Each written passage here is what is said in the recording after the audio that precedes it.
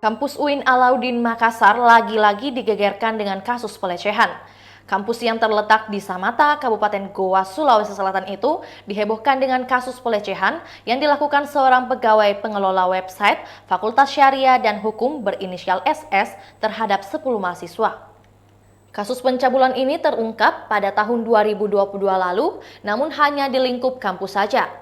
Setelah ketahuan, pimpinan fakultas kemudian melakukan rapat pada 25 Oktober 2022 untuk membahas persoalan tersebut.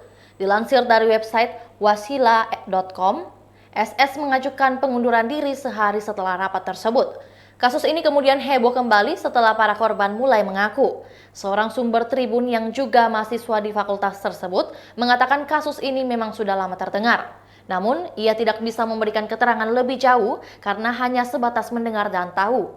Dari informasi yang beredar, SS ini melakukan aksinya dengan mengajak korban ke kos-kosannya dengan alasan akan membantu mengerjakan proposal atau skripsi.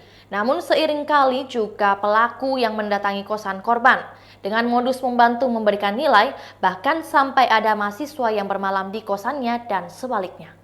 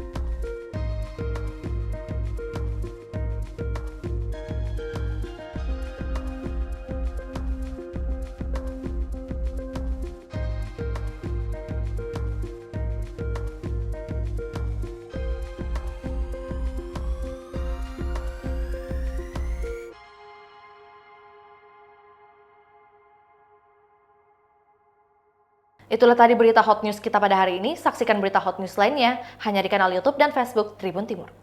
Terima kasih sudah nonton. Jangan lupa like, subscribe, dan share ya.